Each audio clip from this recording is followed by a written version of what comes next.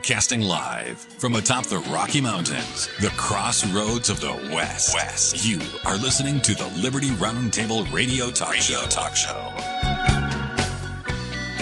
Happy to have you along, my fellow Americans. Sam Bushman live, November 19th, 2025, promoting God, family, country, protecting life, liberty, and property, and doing so in the traditions of our founding fathers. Charlie Kirk, security leader, makes incredible allegation. Democratic lawfare about Hillary Clinton. The U.S. Senate supposedly approved the Epstein files.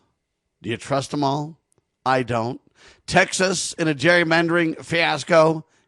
The broadcast starts now.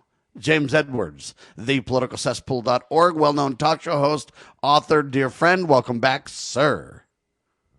Sam, great to be back. There is a lot going on, not all of it good, to say the least, but I do want to make a promise to your coveted and most incredible audience that by the next time I appear on this broadcast, the first Wednesday of December, I promise you folks, have video. Our leader, Sam, we are going through a little bit of a studio refurbishment here on this end, although not nearly to the extent that Sam has been progressing. Boy, I can't keep up with Sam, all the people he's working with, and the growth of this broadcast. But I am going to try to keep pace, at least on the video front, so we're going to have that done by next time. And with that having been said, Sam, that way we can. Sir. It is a TV show now. I'm scrambling to keep up with the man who is really expanding his media empire. So anyway, maybe we can talk James into getting TV for his show too. We'll be working on that. Oh boy, yeah. The world's oldest 45-year-old when it comes to tech. Sam, on the other hand, is a tech guru. Anyway, James lot to talk about, a little bit does better than he gives himself credit for, though. Just so everybody I can send emails. Truth, he's not a super tech guy, but he can hold his own. And if he gets guidance from some folks like us, then he actually does quite well, to be honest with you. Not so true in all kinds of other arenas. You know, you've heard about the Hillary Clinton email scandals forever.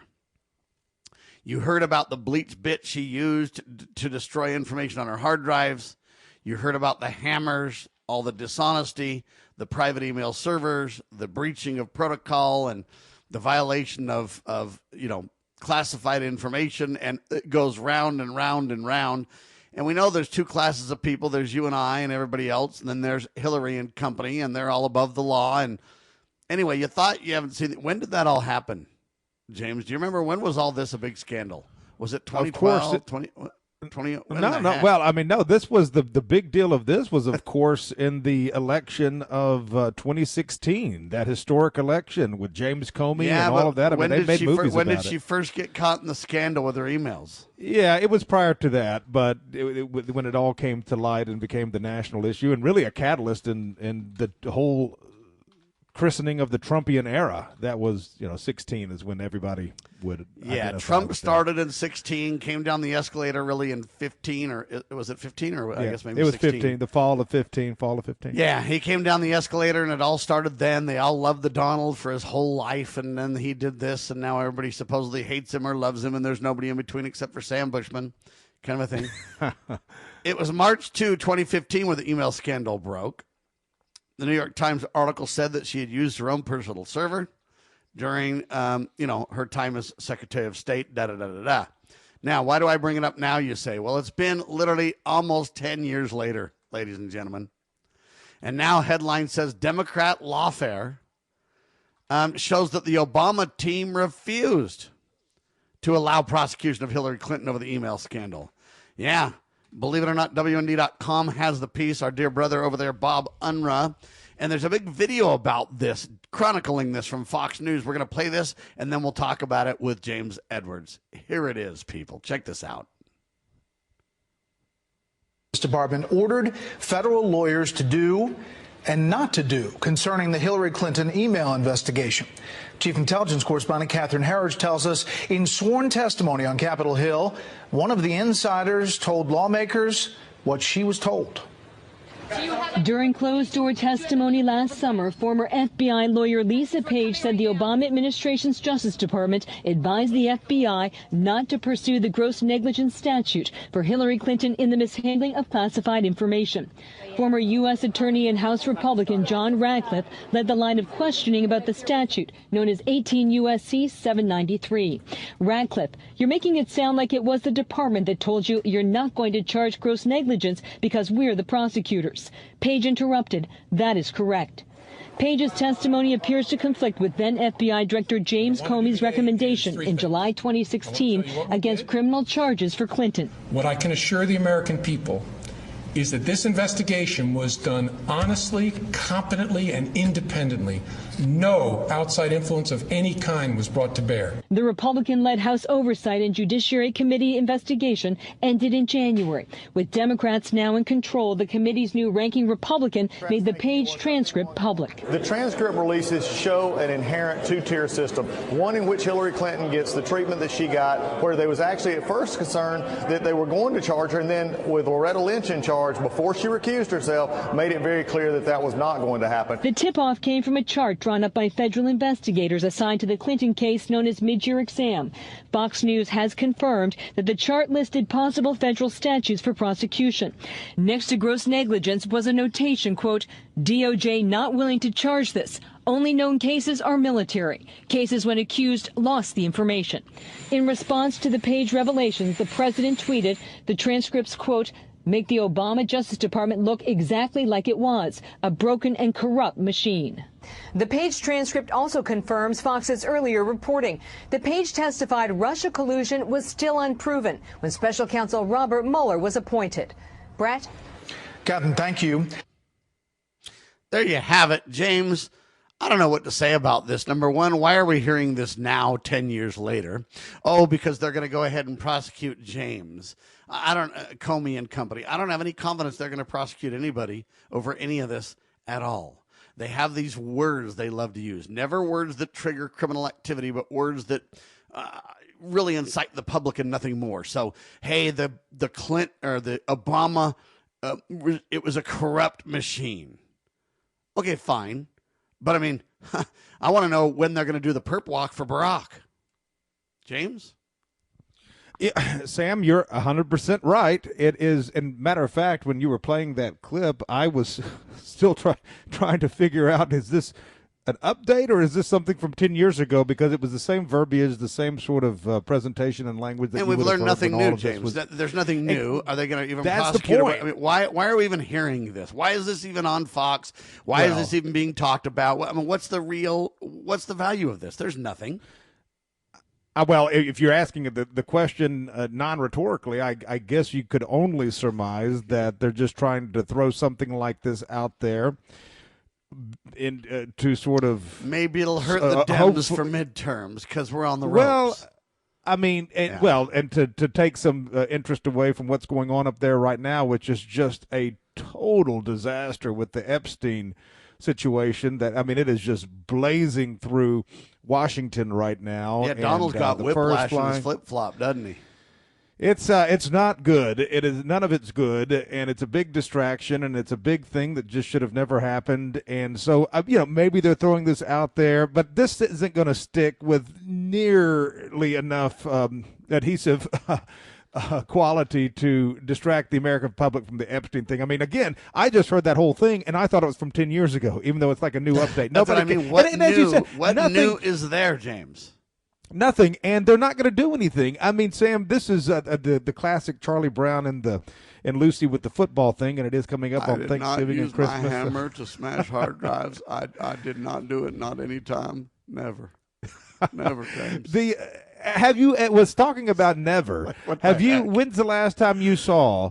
And again, of all these things, I'm being a little facetious here, but Hillary Clinton looking at classified documents from her AOL email address. I mean, that's not exactly what happened, but you know what I'm saying. I mean, as far as the criminal corruption that ran rampant through the Clinton family and their dynasty, this is really not even anything. Even when it was a big deal. Talk about me in Arkansas on the airplanes. Don't be talking about that. See, don't worry about that those stuff. 100 people that have relationships to me that were all dead. Don't worry about them Arkansans. I'm just saying.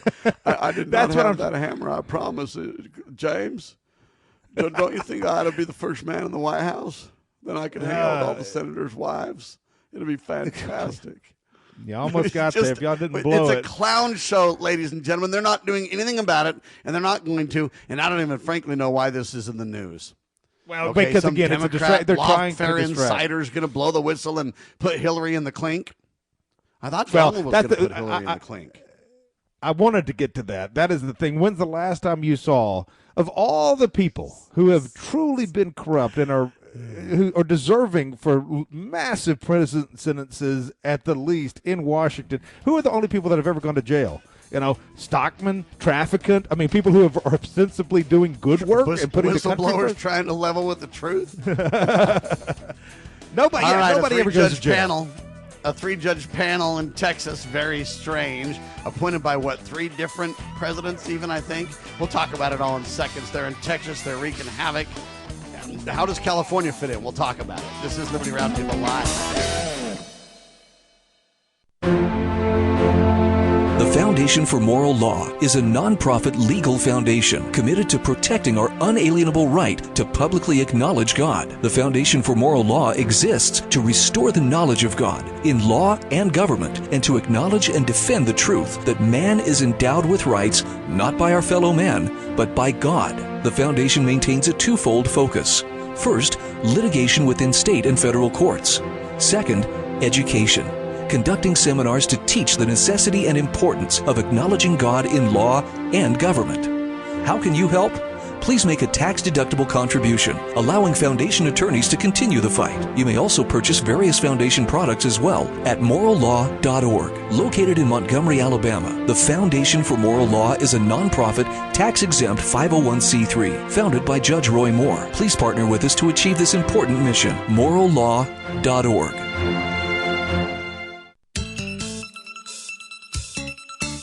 Get ready to be part of something incredible. We're breaking barriers and delivering the powerful stories that mainstream media won't touch.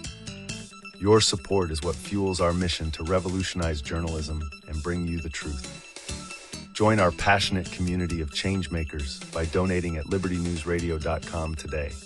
Together, we're creating the future of news. Do you know what is great about America? Ask an Immigrant. Ask an Immigrant is a new podcast dedicated to helping Americans, especially our youth, value, appreciate, and be grateful for the freedoms we have here in America. Join host Lydia Wallace-Nuttall as she interviews immigrants from around the world to discover their inspiring personal stories about why they came to America. To learn more about why America is the most prosperous, greatest country in the world, download the Loving Liberty app or go to lovingliberty.net.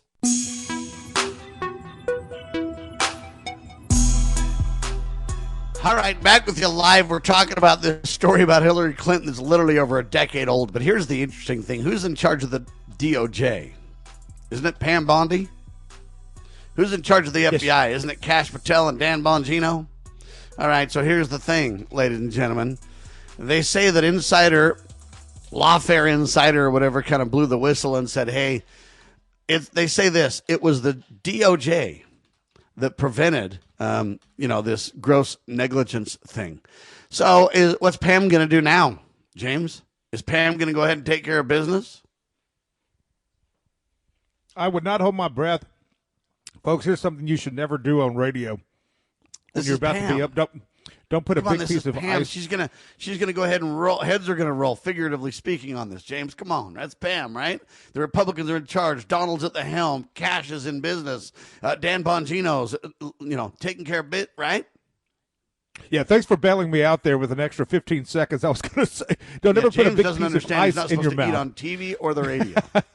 It's just ice, But anyway, that was. Well, ice again, it goes back to what's going on. James, be careful. It took me out just then. The Trump ran, of course, to release the Epstein files, and now we see how that's going. So after all, this is something my friend Keith Alexander often says, after all is said and done, more will be said than done. And that is perfectly applicable to establishment figures on either side of the so-called aisle putting each other into prison, although I do believe they might have done it with Trump if they could have. I believe some of those Democrats were sincere in that. I believe they all protected the Donald, and he wasn't going to prison from the start. But I do not expect, as much as he ran on releasing the Epstein files, then why has it been such a disaster? Why has he fought it tooth and nail the last 4 months? I mean, presumably to protect his donors and, for other reasons that just don't hold muster with the American public. It's been a big black eye, been a big distraction for the only year where he really had political currency to get things done. That first year when you're the president, it's really the only year that you can rule with a hammer, and he has done some good things. Well, and especially when you're in your second term, midterm. so you're lame duck already. Now you're literally double lame duck is the problem. 100%. The U.S. Senate supposedly approved the Epstein file release. They call it the Epstein Transparency Act, 427 to 1 in the House, 100% in the Senate. The legislation now is headed to Donald's desk. He does say that he'll sign it. But here's the problem, James. I don't believe it for a second. They say this follows Trump's reversal. He said it would be basically against him, et cetera, et cetera. I don't even understand what he means it would be about him. He thinks everything is about him, and it's not. But here's the deal. I don't believe they're going to release these files. They've already released thousands and thousands and thousands of pages, and there's no pay dirt. There's no real solid name list. There's no real accountability or actions. You got this Larry clown that was a Harvard leader and everything else going, I'm going to back away from a couple of my duties. I'll still teach classes and hang out and be in the limelight later, but I'm not going to do anything for now because I'm backing off. But no prosecutions, no accountability, no shutting down of a current, perpetrator network of criminal activity, nothing. And I submit to you what they're going to do is they're going to say this is classified, this is redacted, this is that and the other. You're going to have a big old nothing burgers. All you're going to get out of this, James. It's going to be an overwhelmingly, hey, we released the files to the American people, but by golly, just like Donald told you, there was nothing there, James. Maybe. This is certainly the best show in town right now, and I hate to be trivial about it because a lot of people were damaged for life as a result of Epstein and everything that was going on there. Now, Trump is literally in the Oval Office, I believe, even maybe this was yesterday. So now he's going scorched earth on the aforementioned Bill and Hillary Clinton and Larry Summers and people like that. He's calling them out for going to the island. People are saying, well, now, it was all a big trap to get the left baited into caring about these files. Now it's time to really go after them. That is almost certainly wishful thinking. They really never punish each other at that level. And so, no, to go to your question about Bondi, I don't think we're going to see some massive arrest. And that is something that Thomas Massey has already been concerned about, is that there is a provision where if something is under active investigation, the Senate can pretty much just kill it or redact it so much every page looks like a crossword puzzle. And again, people are thinking, well, now that this has passed the House, we're going to get all the pay dirt, as you call it, Sam. It still has to pass the Senate. That's a whole other thing. If anything comes out at all, it'll be more it's going to of pass the the same. Senate with a voice vote, 100%. Nobody's going to be on record, James. All right, but if whatever, okay, that's fine. Maybe it does. But even if it does, it won't do any good. It's going to be. They're going to pull out everything that would have been. I just don't think heads are going to roll over this. I don't think there's anything Jeffrey about Epstein this whole redacted thing. Files is all you're going to get. It's going to be so redacted that they'll mean nothing. They'll be so full of, this is classified, can't release that. This needs to be redacted because of this. Just like the Justice Department for Clinton and Obama, basically, hey, shut it down. Donald's going to do the same thing with this. I don't have any trust in Donald at all. And they would pull out pages, for instance, where if something's under an active investigation, they can pull that until the investigation's over, which, of course, will never happen. So, no, I just don't believe anybody. Hillary's still Bill and Hillary are still under an investigation for emails, and so you can't touch them, baby. But there you go. But here's the thing, though. What I don't understand, Sam, is this. If they could redact it so much and play all of these games to where even when they release them, they're not really releasing anything, then why was Trump so opposed and fighting tooth and nail he needed against time, James.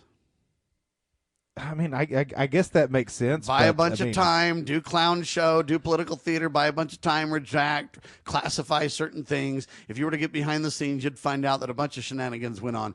Just like this situation where, hey, you got a Democrat lawfare insider basically saying that the Obama team refused to prosecute Hillary. We find that out, 10 years later, supposedly? They say it was the DOJ.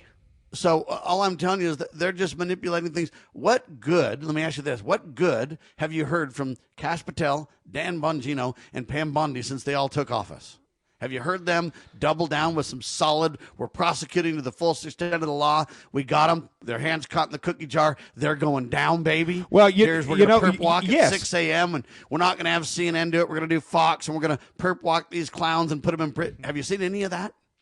Yes, and I'll give you a perfect example of it, Sam, and it just happened last week, a week or two ago. 100% ironclad example, and I do believe they may mean it.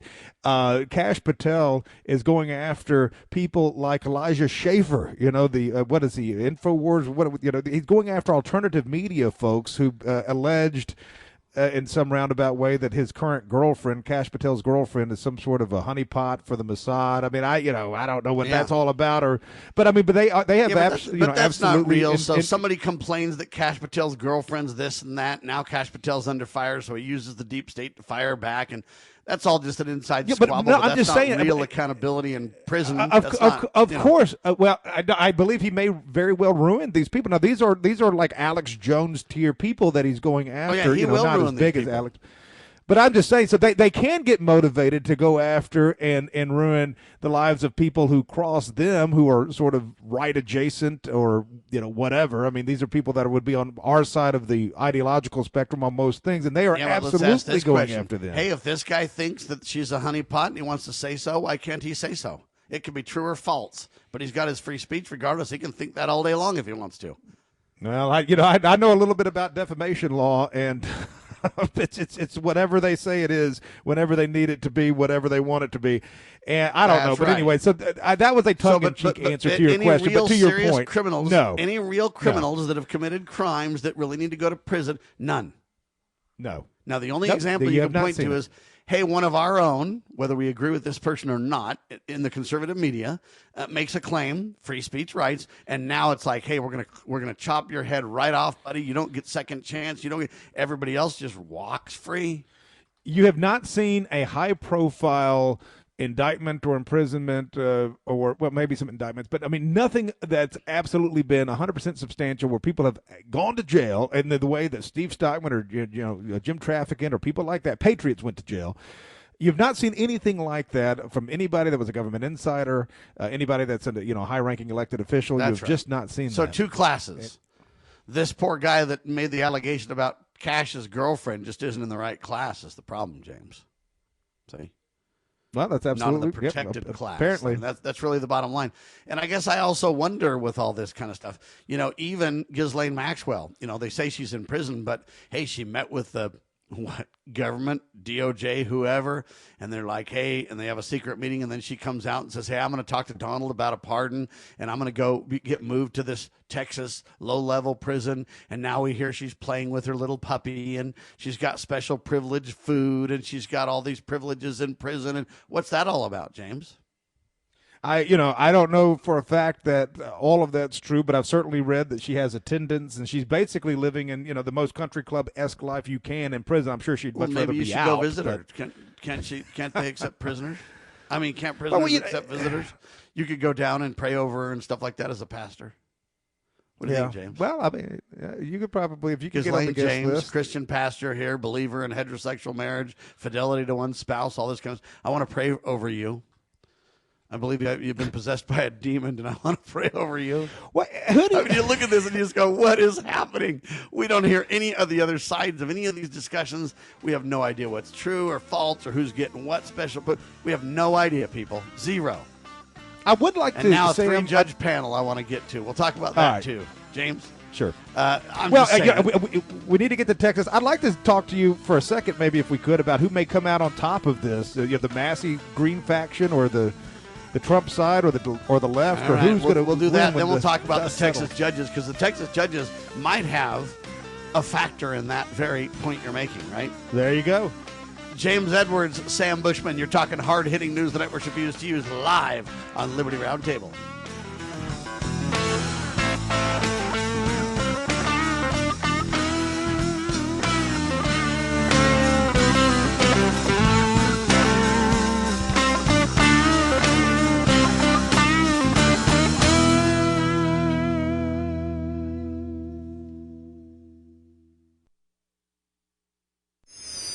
How would you like to help this program reach more people and earn silver at the same time? Call or text 801-669-2211 for complete details.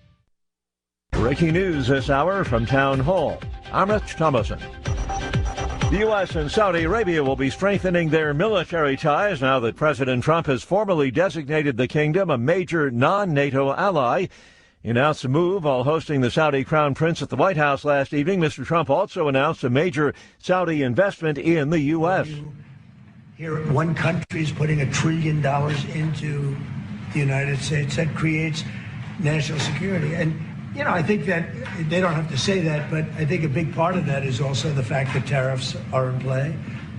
But even beyond tariffs, that's a real ally that will do that. Creates a lot of power for the United States. And guess who came to dinner at the White House last evening? None other than Elon Musk. As far as we know, it was his first time back at the White House since his falling out with the president over details of the big, beautiful bill. Congress has voted to release the Epstein files. After the House overwhelmingly approved the bill with only one no vote, the Senate quickly approved it. The votes came after months of White House opposition. The legislation compels the Justice Department to release its case files on Jeffrey Epstein, the well-connected financier who was charged with sexually abusing and trafficking underage girls. White House correspondent Greg Clugston says the Epstein bill now awaits the president's signature. One-time Clinton Treasury Secretary and Epstein acquaintance Larry Summers is leaving OpenAI's board of directors. The ChatGPT maker announced his departure after emails detailed Summers' friendly relationship with Jeffrey Epstein long after Epstein had pleaded guilty to crimes involving an underage girl back in 2008. Watching Wall Street this morning, the Dow trading about 101 points higher. The Nasdaq is up close to 300 points. More on these stories at townhall.com. Just how good is Pure Talk's current deal for unlimited wireless? Well, you might say it's the deal of your lifetime. Because right now, for just $29.95 a month, Pure Talk is offering unlimited talk, text, and data for life. Not your phone's life, your life. This is Pure Talk's top-tier plan. It comes with a crazy fast 5G network along with a 30-gig hotspot. And at just $29.95 a month, there has never been a better opportunity to lock in a ridiculously low rate for as long as you live. And save thousands and thousands of dollars along the way. This plan is normally $65 a month, but if you switch today, you will save over 50% every single month for the rest of your life. See what I mean? It really is the deal of your lifetime.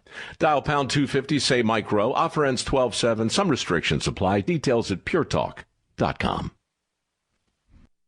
In the medical field, IT security is crucial. Our highly skilled consultants are HIPAA certified and have 20-plus years of experience servicing medical clinics, billing, and supply companies. We offer comprehensive endpoint protection, guarding your computers and servers against all stages of threats. And with our 24/7 monitoring services, you'll never worry about extensive downtime again. Ready to level up your IT support? Call 801-706-6980 today and discover how great IT services can be with managed IT services. Step into the boots of the American West with Range Magazine, where grit meets grace. This is a front row seat to the stories, struggles, and triumphs of ranchers, farmers, and stewards of the land. From jaw-dropping photography to no-nonsense reporting, Range brings you the untold tales of life on the range. Whether you're a city dweller with a cowboy's heart or living life where the pavement ends, Range speaks to the soul of the West. Subscribe today at rangemagazine.com. I really don't want to talk about this, but I will. I'm just so mad. mad. I didn't get asked to the junior prom, and it's raining, which means by the time I get to school, I'm soaking wet. Dad picked me up just after I left, and I was so mad I got out, and he said, wait, your mom said to give you this. I forgot my lunch money, and then I dropped it in the water, and I was late for history, and so at lunchtime I had to find something on John Stuart Mill, which of course our library didn't have, so I had to walk all the way down to the office to call my mom, and she found something on the internet and called me back. And Karen, she wouldn't even help me, and that's a whole nother story. But Dad helped me conjugate nouns or whatever on the way to the swim team workout, and then he read my history paper while I was in the pool, and of course I forgot the bibliography, so I had to do that with my mother when I got home, and it made me totally forget that I put my jeans in the washer that morning, and I hate it when they sit wet like that all day and smell like mildew, but my mom said she put them in the dryer while I was at the swim team, and I'm just not going to go to the prom, no matter who asks me. I just want to stay home with my mom and Dad. Family. And just hang out. Isn't it about time? Unless Dustin asks me. From the Church of Jesus Christ of Latter-day Saints.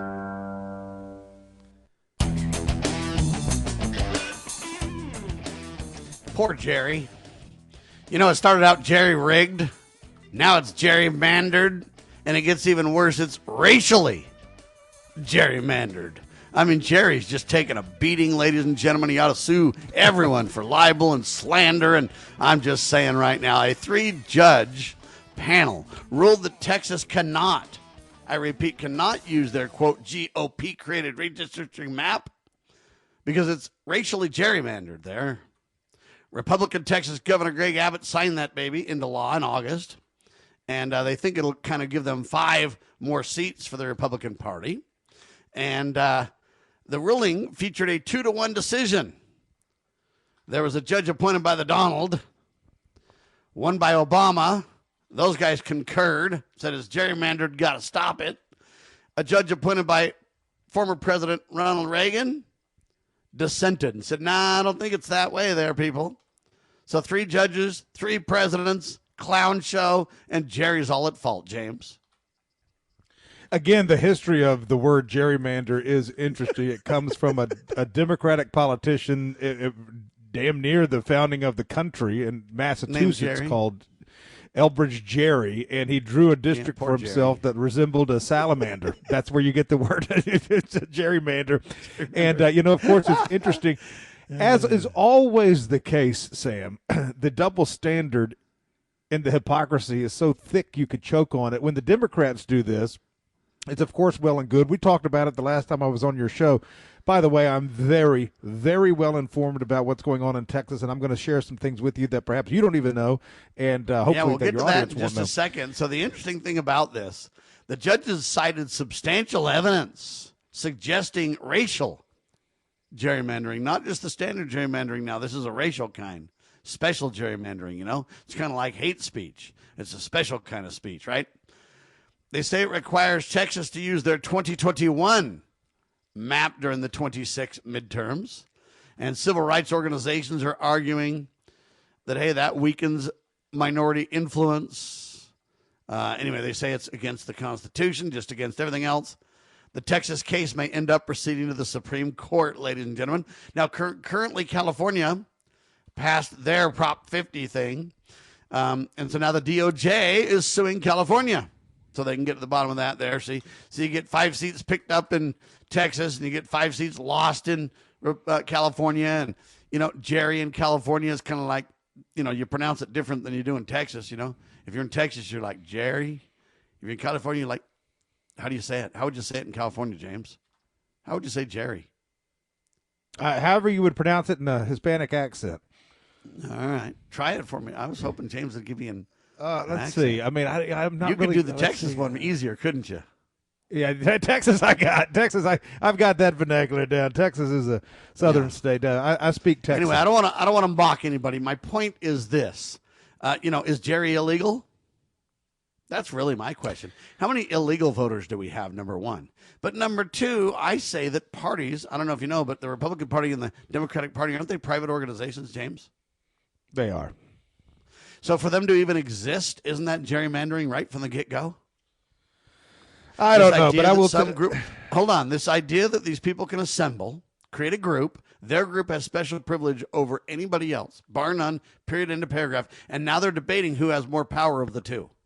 You know what's interesting about it, Sam, and I really want to sink my teeth into Texas because I got some information there that some people may not know.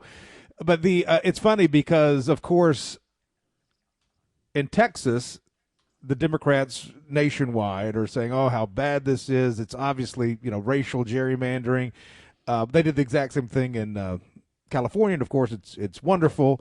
The Republicans are all for what happened in Texas. But are suing what happened in California. So it's just a matter of a will to power, and whoever wins is going to make right on this thing. But it's comical. It is comical. It's comical, but it's really criminal, though. We laugh at it, but it's criminal. This idea that a private group. Why can't I create my own Sam Bushman Incorporated party, and why don't I get a fair, stab at the trough?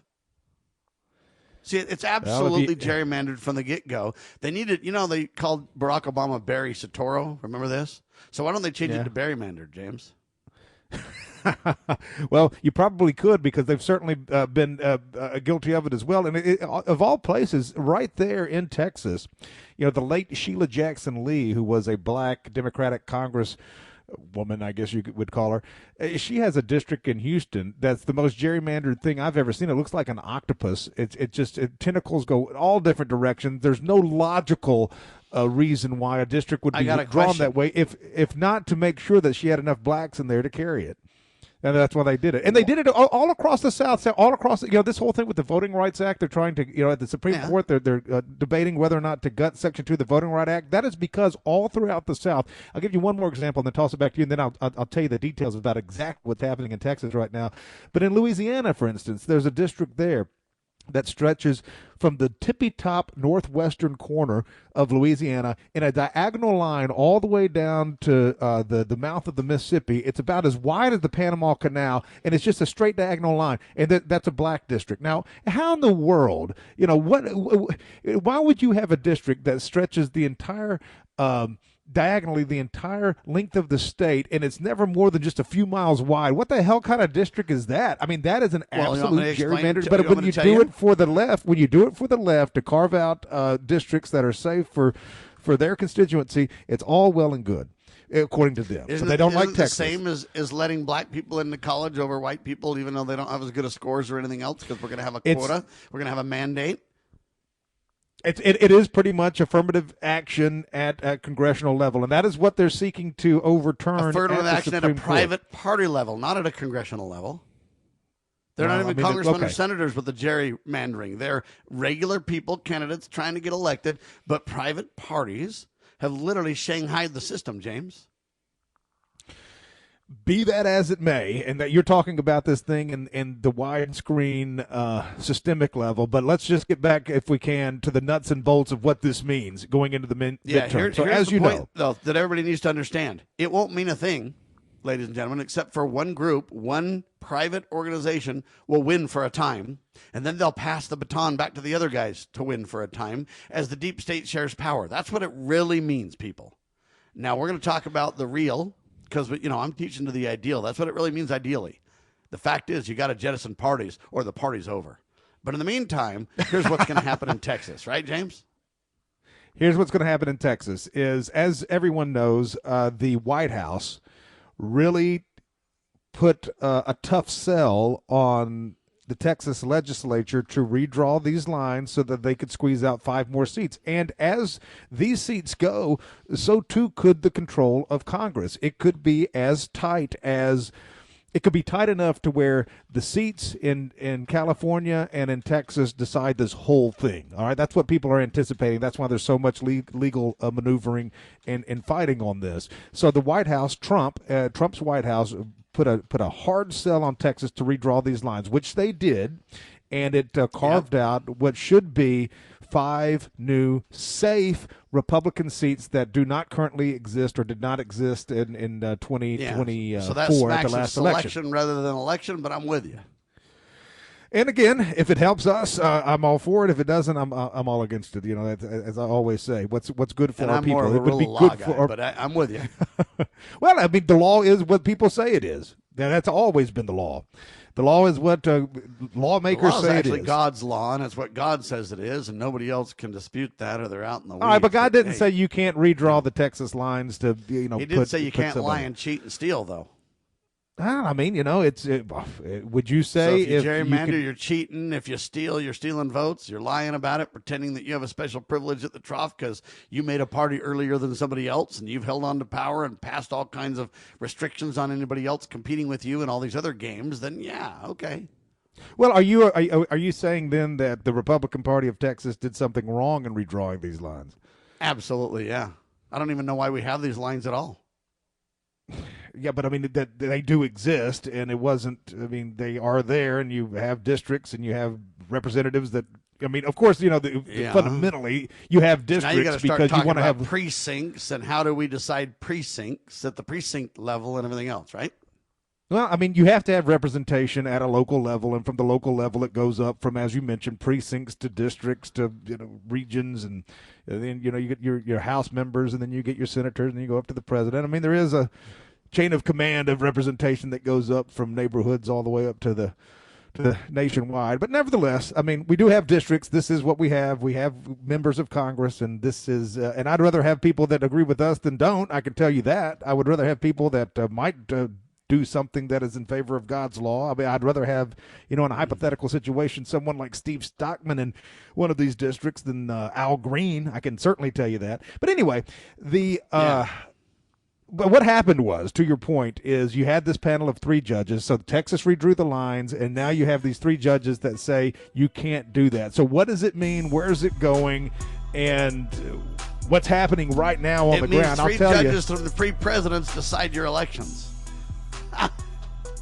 That's true. You are onto something there about that. It depends on who can twist whose arms with what scandal, and maybe they've got honeypots with the judges. I don't know, but behind the scenes, whoever's got the biggest scandal to not be uncovered will rule the day, right? Are you ready to stand up for your community and support your local sheriff? Join the Constitutional Sheriffs and Peace Officers Association and become a vital member of the Sheriff's Citizens Posse. At cspoa.org, we empower citizens like you through weekly webinars, arming you with the knowledge to back your constitutional county sheriff. Together, we can uphold our Constitution and ensure liberty and justice for all. Your community needs you now more than ever. This is a battle between truth and deceit. A battle between forces that would enslave this country in darkness and between a media that wants to present you with the truth. We are being censored. America's news outlets no longer provide the truth. 90% of news outlets in the United States are controlled by 6 corporations. The mission of the Epoch Times is to chase the truth, to ground all statements in fact. TheEpochTimes.com. Cybercrime is exploding. Take Sarah from Sweet Delights, whose world crumbled after having to close with not being able to bounce back. Small businesses are prime targets, but the right strategies can keep yours safe. Jay Hill, CEO of Network Providers, has co-authored The Cyber Playbook Simplifies Cybersecurity for Business Owners with Strategies to avoid costly breaches and fines, build a strong cyber attack response, secure your business with key protections.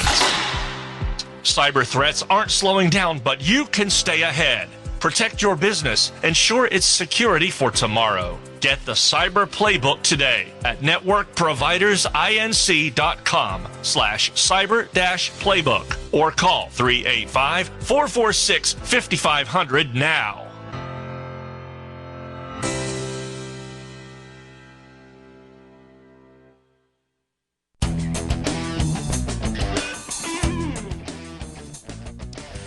All right, precincts are the basic building blocks of elections, ladies and gentlemen. At least they used to be till we got mail-in vote fraud and everything else under the sun. They used to be state and locally controlled and manipulated, and et cetera, by all kinds of ways. Sometimes neighborhoods, sometimes county lines, city lines, mountains, all kinds of things. And there's laws governing it in every state. There's no national standard. So precincts are the basic building blocks of elections. They're created by state laws. And they're drawn by local election officials. Yeah, they say that way everybody gets the right ballot and everything else. But what you got is Republicans and Democrats that have an absolute private control lockdown on this, and just depends on who can punch harder before 26, James. You know what's funny about it, Sam, on the precinct level? And again, folks, what we're doing right now is talking about this situation in Texas. We're looking at it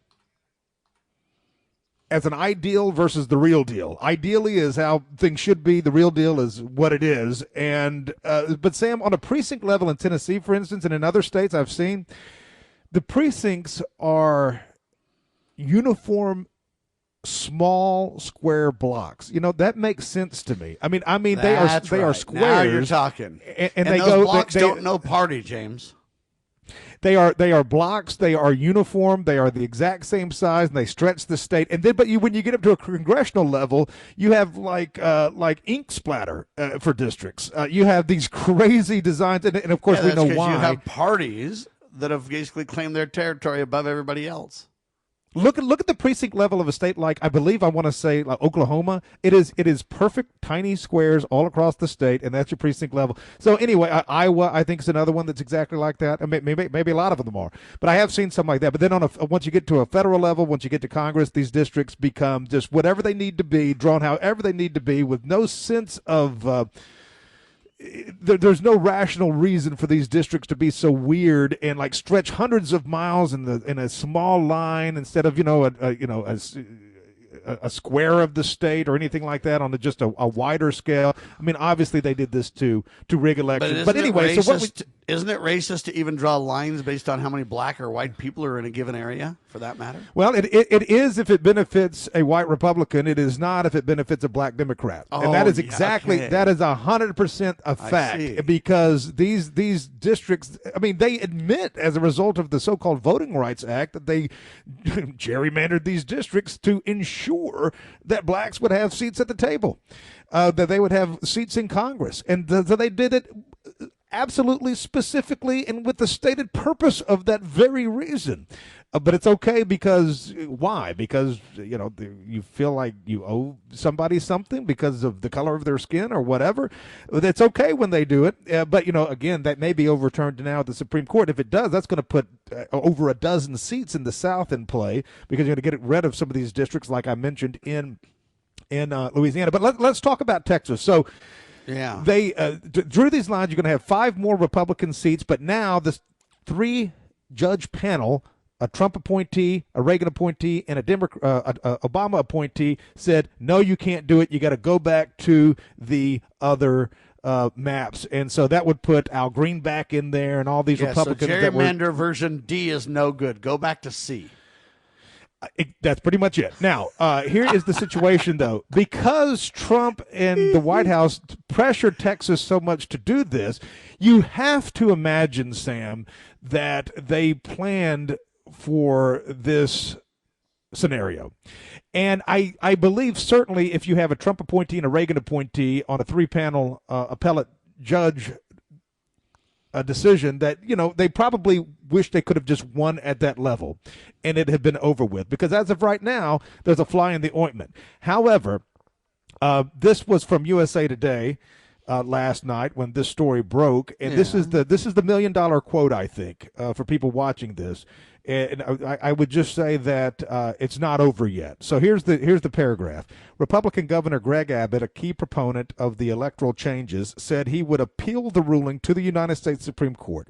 U.S. Attorney General Pam Bondi followed up, posting on social media, quote, "We strongly disagree with today's district court ruling on Texas's redistricting map. Texas's map was drawn the right way for the right reasons, and we look forward to Texas's victory at the Supreme Court." So this is not over yet, and now the Supreme Court could choose not. I have a problem with this whole thing. These elections are state and precinct issues, James. They're not federal government Supreme Court discussions. Well, they would say that is not the case if you rise up to the level of Congress. That's what they would say. And nevertheless, the Supreme Court, well, here's the thing. There's precedent on this. Now, listen to this. Our aforementioned dear and good friend Steve Stockman, 12 years ago when he last won a seat in Congress, the second of 2 terms that he was elected to serve, this exact same scenario happened. There was a dispute, a legal dispute about the redrawing of the lines 12 years ago. This exact thing played out where it looked like it was going to be blunted. It went to the Supreme Court, and the Supreme Court upheld the new lines, and Steve Stockman was able to run and eventually win that. So what happened, though, in that year was the state of Texas delayed the primary until the Supreme Court could deal with it. So as it stands right now, election fraud. In this, well, I mean, hey, didn't you say the states have the right to do what they want to do with their elections? I mean, they decided to postpone the primary while this thing was held up in the court. Well, who decided that, James? Hold on, the American people or the parties? See, these private groups that have so much power decided that. Well, somebody in charge. Who holds primaries, James? You have a Republican and a Democrat primary. In fact, if you're from a third party, you don't really even have a primary unless you luckily get some you're people just on to the ballot. Square off. You're not even in that part of the election. You're gerrymandered right on out of it while the Republicans and Democrats decide who has more power that day. Okay, that's fine. But, I mean, it's hard to differentiate in some ways the parties and the state because everybody that's a part of state government is a member of a party. I mean, I see what you're saying and where you're going with that. And the reason they are is because you have to be a member of a party to even get elected. In the United States, that is true, and it's not a good thing. But again, we're talking about the real deal versus the ideal here. Yeah, that's and right. I just want people to understand how – the reason I keep hammering on this is I want people to understand right from the get-go, from the root, this thing has been ripe with fraud from the beginning. And it needs to stop, and the only way to stop it is to get rid of these parties. The only way to stop it is to, let these people quit playing games. Why is the Supreme Court involved in every precinct's election in the first place? That was never the intent of the founders, is the point. All that is well and good, and I'm not saying I even disagree with you on that. But in the practical and in the real deal, if I had to choose, if you say, James, what would you rather happen? Would you rather, 5 Republicans who may do something you like get in there, or would you rather it be maintain the status quo? You got 5 radical leftist Democrats in there that are going to give you nothing. I would say, well, if I had to choose between these two things, probably I'd rather these lines be pushed If I only through. have A and B, that's right. I agree 100%. But what if I have C and I say the party's over and we're going to let Americans in squares or in appropriate, whatever doesn't favor one over, and we create appropriate precinct guidelines and get the federal government out of your elections and have paper ballots and do all these things at the lowest, most close level to the people possible, not based on race or opinion or party or any other special interest, pull the lever of government in your favor idea. Okay, then, but I choose that. James. Hey, listen, if your option C was on the table, I pushed that button 100% of the time, 100 times, 100% of the time. But, again, of course, right now it's not. So, but I agree. If it was, I would. Is the Supreme Court going to come back and say the Reagan judge is right? All right. So the Reagan judge here's what I know, and I know we're running out of time, and I got to squeeze this in. I know the Reagan judge is writing a dissenting opinion. Ken Paxton, the Attorney General of the state of Texas, is already filing an appeal. The Supreme Court could choose not to take this up, but in the past there is a precedent in Texas on this very issue. 12 years ago they took it up, and they affirmed the Texas Republican Party side of it. We don't know if that'll happen again, but there is precedent there, and I would be surprised, Sam, if the Supreme Court, and they have already hinted that they are going to take on Section 2 of the Voting Rights Act, which would obliterate some of these gerrymandered black districts. I find it hard to believe that they would have the stones to take that on, but not take up the situation in Texas. So I think it's probably all going to be taken up together. That's just what I'm guessing. And if and right now, candidates are filing to run for these seats, okay? And they can still file while this thing is in limbo. Based on the new map, right? Based on the new map, yes. They are still filing and can continue to do so even while this thing is in limbo, even though right now the judges said, we got to go back to the old map. They know it's going to be appealed, and that's still moving forward under the expectations that the new map will be accepted on appeal. And so we will, wait and see that. They may postpone the primary, but this thing is the Republicans bottom are line is it's not over when it comes to Texas. It's not over yet. But what about California, James? Because if we're going to challenge Texas, and we're going to say, then they're going to challenge California. We're going to have the same discussion. This is what might make it to the Supreme Court, right? Well, this is a problem. This is a problem. Usually I think, when you have states conflict, that's when the Supreme Court has to kind of mediate that thing, right? Well, and now come down this, with a decision. I think California could be a problem though on this. Is because I mean, how can you say one's good and one's bad, or both are bad? You know, they're either both good or they're both bad. I mean, so the Supreme Court would have to rule in favor of Texas and rule in favor of California, which they might. That's the point. If they do, then what happens? Hey, you got this 5 seats gained one spot, 5 seats lost another spot. I come back and say, what about all the illegals voting? And how can we redraw these maps if we don't know how many illegals will be in a given district? Just wondering. We got to get that taken care of on the next census. We got to, or even before then, we got to make sure these illegals are taken off, and that would totally change the balance of power in Congress if you're interested in that, you know, folks. Heard that. We'll talk about it in seconds. I'm Sam Bushman. James Edwards is with me. ThePoliticalCesspool.org. Check out his award-winning website and more. I'm Sam Bushman, syndicated by Loving Liberty. LovingLiberty.net. Spread the word, share the love, and God save the Republic of the United States of America.